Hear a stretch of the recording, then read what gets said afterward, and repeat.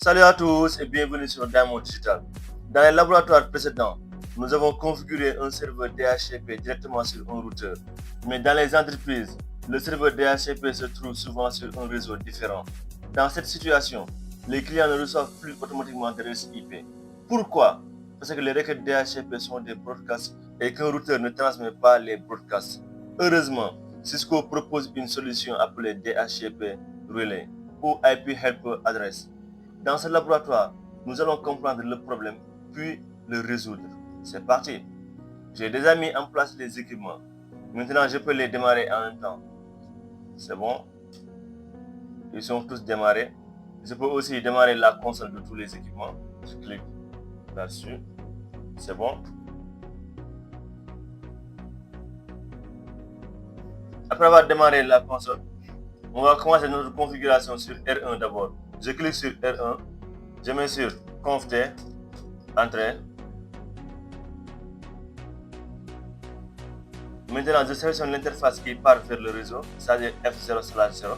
Je mets sur Interface F0/0, entrée, IP, adresse, qui sera le 192.168.10.254, n'est-ce pas? Espace 255.255.255.0, entrée, no shutdown, entrée. Maintenant, la liaison qui part vers R2, c'est-à-dire F0/1. Je vais sur Exit d'abord. Enter F0/1. Entrée. IP. Adresse 10.10.10.1. Espace 255.255.255.252. Entrée. Non shut. Donc c'est bon. Attendez, je pense que je n'ai pas encore mis les commandes ici.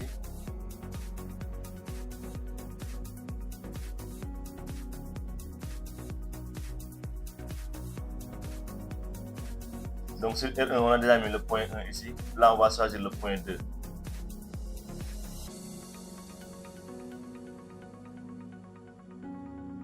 Donc ici, on va choisir comme adresse IP le point 10.0.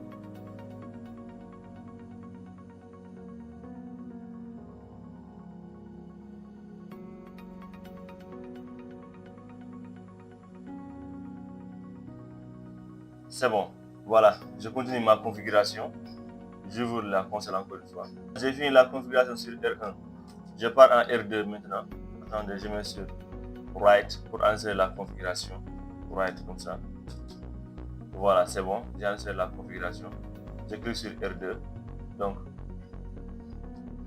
R2 est là.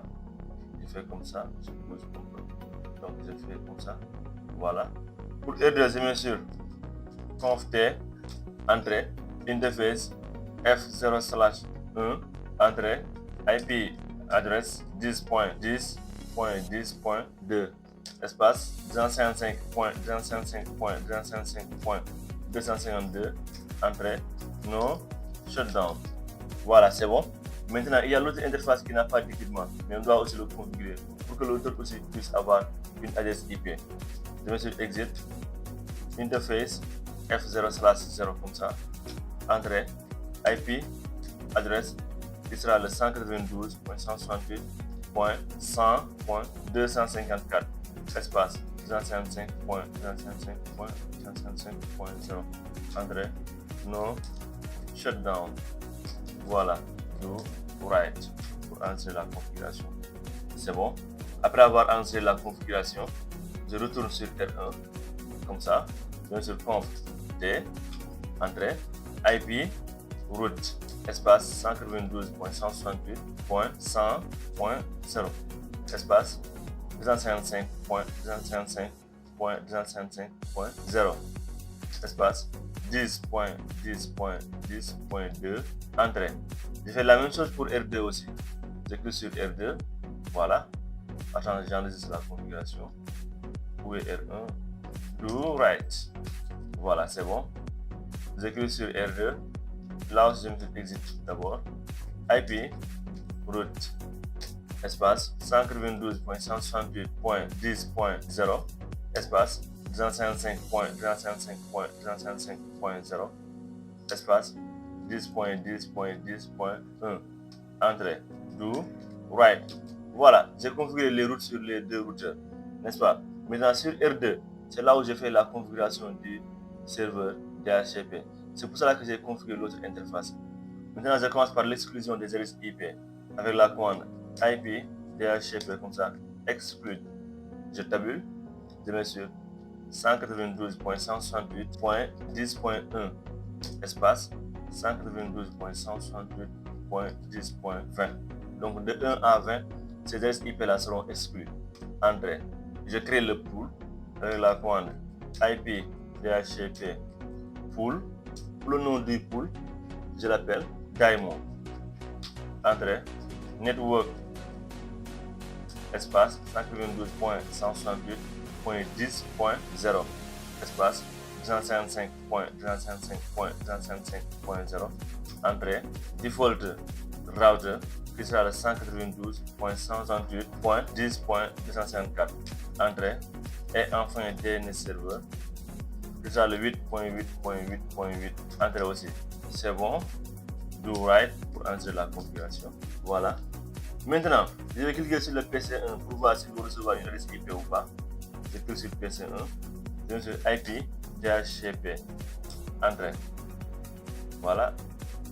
DDD, ça dit qu'il ne va pas recevoir une adresse IP. Selon vous, pourquoi le client ne reçoit pas d'adresse IP alors que le serveur DHCP existe? La réponse est que le broadcast DHCP ne traverse pas le routeur. Maintenant, on va configurer le DHCP relais sur R1. Je clique sur R1 comme ça, je vais sur Entrée. On est déjà en mode configuration globale. Je mets la commande Interface Fast Ethernet, qui est cette interface là, comme ça, Fast Ethernet 0/0, Entrée, je lui dis IP help-adresse. Voilà. Après ça, je mets l'adresse IP. Je mets le 192.168.100. Vous voyez l'utilité de l'adresse IP là. 100.254. C'est bon. Entrée. Ça, c'était la commande magique. C'est la commande qui nous permet d'avoir une adresse IP de manière automatique. Je vais à nouveau sur le PC1. Je rappelle la commande IP DHCP. Je vais sur Entrée. Voilà. Dora. Il va recevoir une adresse IP. C'est bon. Là, il a reçu une adresse IP. Je fais la même chose pour PC2 aussi.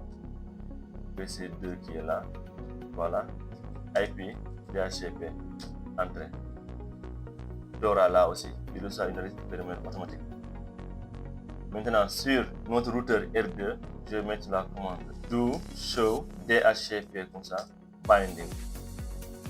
Bind, n'est-ce pas? Bind comme ça. Entrée. Non, do show IP DHCP bind. Do show via IP aussi. IP comme ça. Entrée. Voilà. Là, il montre les adresses IP qu'il a donné.